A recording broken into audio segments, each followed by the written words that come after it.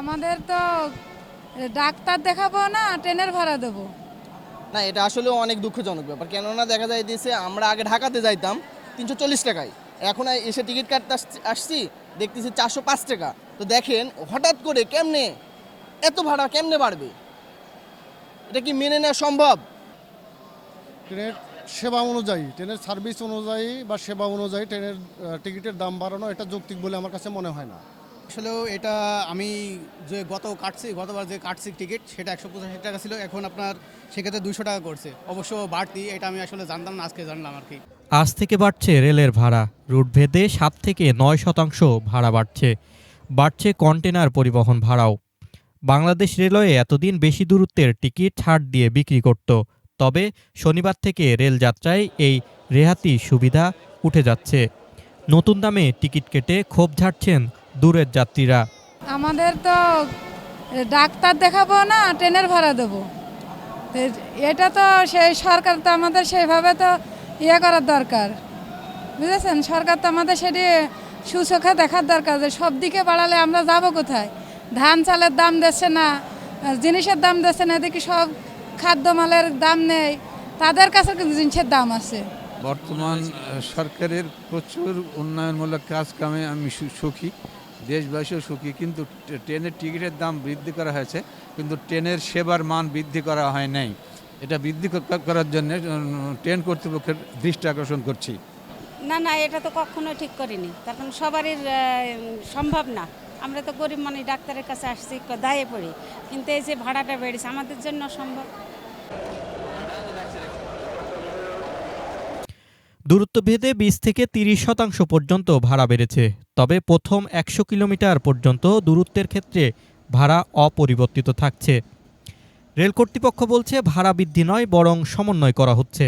কারণ এতদিন রেলের ভাড়া নির্ধারণের ক্ষেত্রে দূরত্বভিত্তিক রেহাত বা বিশেষ ছাড় সুবিধা দিয়ে আসছিল রেলওয়ে, এখন সেটি তুলে নিয়ে ভাড়া সমন্বয় করা হচ্ছে। বর্তমানে 100 কিলোমিটার পর্যন্ত ভ্রমণের ক্ষেত্রে কোনো ছাড় দেওয়া হয় না, কিন্তু পরবর্তী 101 থেকে 250 কিলোমিটার পর্যন্ত ভ্রমণের ক্ষেত্রে 20%, 201 থেকে 400 কিলোমিটার ভ্রমণের ক্ষেত্রে 25% ও 401 কিলোমিটারের বেশি দূরত্বের ভ্রমণের ক্ষেত্রে 30% ছাড় দেওয়া হয়। তবে আজ থেকে যাত্রীদের জন্য রেলের বিশেষ এই ছাড় আর থাকছে না। ঢাকা রাজশাহী রুটে শোভন চেয়ারের ভাড়া 65 টাকা, এসি চেয়ারের ভাড়া 115 টাকা বেড়েছে।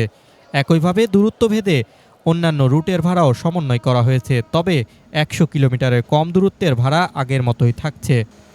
মূলত লোকসান কমিয়ে আনা ও যাত্রী সেবার মান বাড়ানোর লক্ষ্যেই এই সুবিধা প্রত্যাহারের সিদ্ধান্ত। তবে গণমানুষের বাহন হিসেবে ট্রেনের ভাড়া সাধ্যের মধ্যে রাখার দাবি যাত্রীদের। রেলের ভাড়া বৃদ্ধি হলেও যাত্রী সেবার মান বাড়েনি, যাত্রী সেবা বরঞ্চ আরও দুর্ভোগে পড়েছে। রেলে বর্তমান সময়ে 30,000 লোকবল সংকট, সেখানে তারা অভিজ্ঞ লোক না নিয়ে, প্রশিক্ষণপ্রাপ্ত লোক না নিয়ে তারা চুক্তিভিত্তিক লোক নিচ্ছে, যারই ফলশ্রুতিতে আজকে যে সিলসিটি ছিল সকাল 7:40, সেই সিলসিটি গেল বেলা 1:45। এর জন্য কর্তৃপক্ষই দায়ী। এটা যাত্রীদের আর একটা চরম দুর্ভোগ। যা আমরা সেবা চাই, সেবার মান চাই, সেবার মানটা ভালো দিত তাহলে টিকিটের দাম বর্ধিত করলে সমস্যা ছিল না, কিন্তু সেবার মান নাই।